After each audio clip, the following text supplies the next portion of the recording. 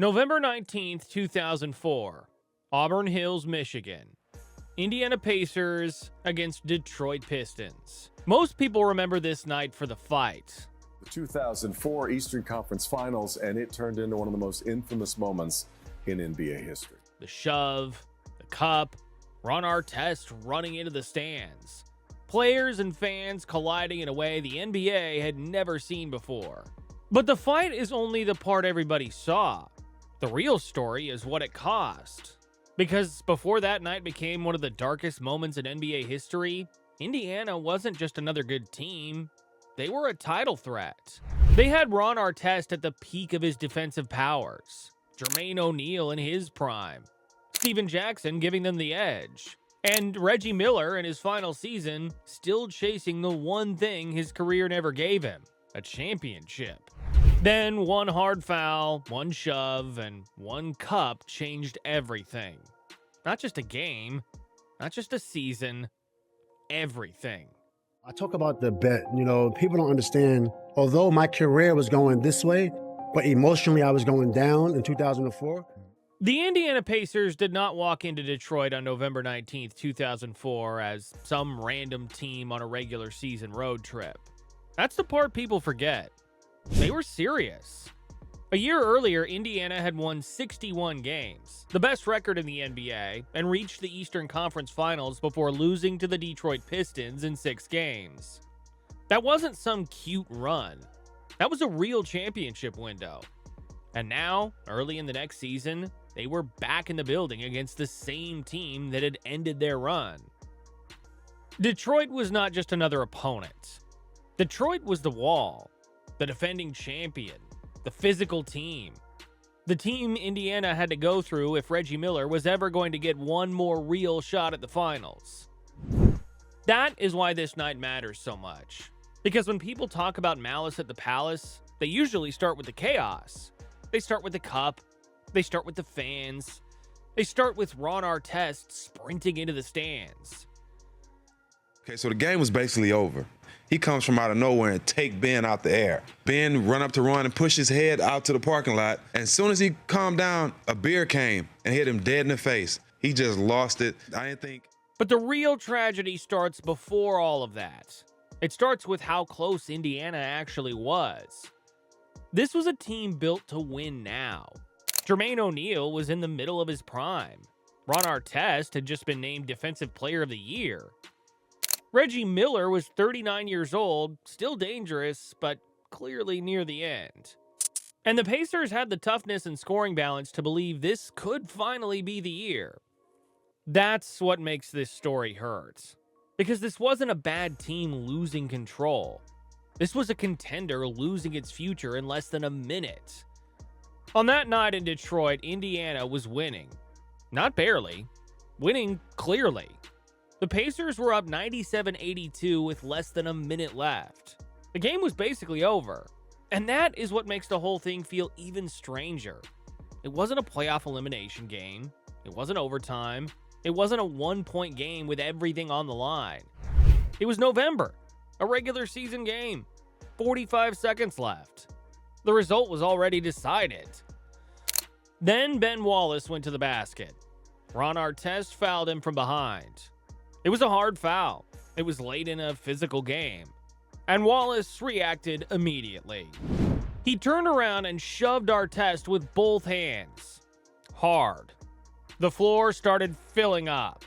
Players stepped in, benches moved, coaches came forward. Officials tried to get control. For a few seconds, it looked like a normal NBA scuffle. Physical, heated, loud, but still something the league had seen before. And then Ron Artest did something people did not expect. He walked away. He went to the scorer's table, and he laid down. They're huddling. Ron goes, lays down. I'm kind of like, hey, calm down, big fella, like this. That image is one of the strangest parts of the entire night. Artest, the player everybody expected to explode, was lying on the table with his arms crossed, looking up, trying to remove himself from the moment. For a few seconds, that looked like the end of it. The fight on the court was cooling down. The players were separated. The officials were sorting it out. The game still felt recoverable. Then a cup came flying out of the stands. It hit Artest. And that is the moment everything broke. Out of the corner of my eye, I see the red cup traveling in slow motion towards Ron. As soon as it hits Ron, it was like the Incredible Hulk. He turned green. Because once that cup landed, the boundary between player and fan disappeared. Artest got up and ran into the crowd. Steven Jackson followed him. Fans started moving. Players started swinging. Security tried to catch up to something that was already out of control. Jermaine O'Neal ended up near the scorer's table and threw a punch at a fan who had come onto the court. The entire scene turned into something the NBA had no clean category for. This wasn't just players fighting players. This was players in the stands, fans on the court, security overwhelmed, a game abandoned before the final buzzer. That had never been part of the NBA's image of itself. And that's why this night became bigger than one fight. Because the league didn't just see violence, it saw a nightmare. The kind of image that could run on every news channel in America. The kind of image that could make people who never watched basketball suddenly have an opinion about the NBA. The kind of image that forced the league to ask what it wanted its product to look like. But before the league changed, Indiana paid. And Indiana paid heavily. The NBA eventually suspended 9 players for a total of 146 games. The Pacers alone accounted for 137 of those games. Ron Artest was suspended for the rest of the season. That suspension ultimately covered 86 games, including the playoffs. Steven Jackson got 30 games. Jermaine O'Neal was initially given 25, later reduced to 15. Ben Wallace got 6. The punishment was massive. And for Indiana, it wasn't just punishment. It was destruction. Because you can't lose a Defensive Player of the Year for the rest of the season and pretend the team is the same. You can't lose major pieces for weeks at a time and pretend the rhythm comes back untouched. You can't ask a 39-year-old Reggie Miller to wait for another perfect window. That is the part that makes this story different. The Pacers didn't just lose players, they lost timing. And in the NBA, timing is everything. A championship window is not guaranteed to stay open. It depends on health, chemistry, age, trust. The right season arriving at the right time. Indiana had that. Then one night took it away.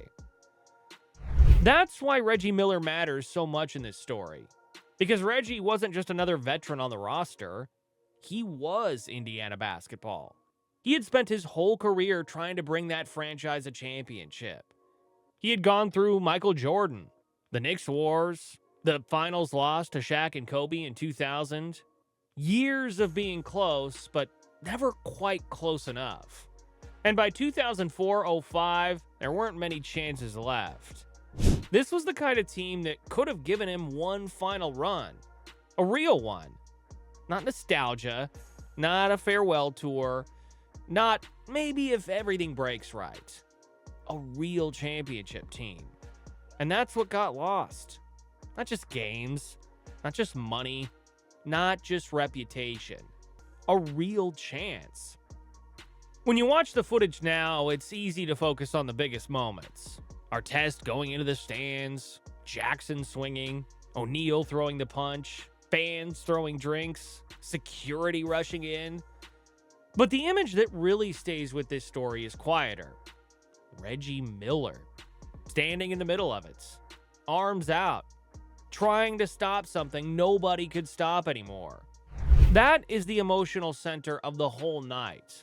Because Reggie knew basketball. He knew windows. He knew how hard it was to get that close. And even if nobody understood it in that exact second, he was watching one of his last real chances disappear in front of him. That's the story people miss. The brawl became history. The Pacers became a footnote. And that feels backwards, because the fight lasted minutes. The consequence lasted years. Indiana finished the season 44-38, still made the playoffs, and still fought. But that team was never the same version of itself again. They had to rebuild their identity mid-season. They had to survive without Artest. They had to absorb the public backlash. They had to carry the label of being the team from the brawl. And even when they kept playing, the feeling had changed. That is what one night did. It changed how people saw the players. It changed how the league talked about behavior. It changed how the NBA handled image, control, and the relationship between fans and athletes. And eventually, that conversation fed into a larger cultural shift around the league. How players dressed, how they were marketed, how close they were allowed to be to the crowd, how quickly the NBA wanted to distance itself from anything that looked uncontrolled. The league wanted to make sure this never happened again. And you can understand why. But for Indiana, preventing the next disaster did nothing to fix the one they had already lived through. That's the cruel part. The NBA got a turning point. The Pacers got a scar. Ron Artest's career changed. Steven Jackson's reputation changed. Jermaine O'Neal's story changed. Reggie Miller's final chapter changed. And the Pacers' best chance to win with that core was never fully restored. That is why Malice at the Palace still feels different from other NBA controversies. Because it wasn't only shocking, it was irreversible. Some moments create drama. This one changed careers. Some moments become highlights. This one became evidence. Evidence for people who already wanted to criticize NBA players. Evidence for a league that wanted more control. Evidence for a public that watched the worst few minutes and then judged entire careers by them. And that is why this story is still difficult. Because there is no clean way to tell it. The players were responsible for their choices. The fan who threw the drink crossed a line that should never have been crossed. Security failed to control the space. The league had to respond. All of that can be true at the same time. But what gets lost inside the blame is the cost. And the cost was enormous. A contender was broken. A veteran's last window closed. A franchise's best team in years became remembered for the worst night of its season. That's the part that still feels unfair. Not because there should have been no punishment. There had to be punishment. But because the punishment didn't just end a fight. It ended a version of NBA history we never got to see. What if Indiana stays whole? What if Artest plays the season? What if Reggie gets one more real playoff run with a complete roster? What if the Pacers meet Detroit again in the playoffs with everything intact? We never got those answers. Because the story stopped being about basketball.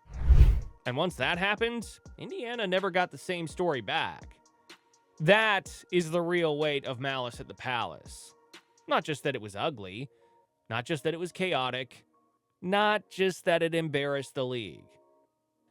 It's that one regular season night became bigger than an entire championship dream. And years later, when people still replay the footage, they usually ask the same questions. Who started it? Who was wrong? Who deserved what punishment? Who crossed the line? Those questions matter, but they're not the only ones. The better question might be, what did that night take from the game?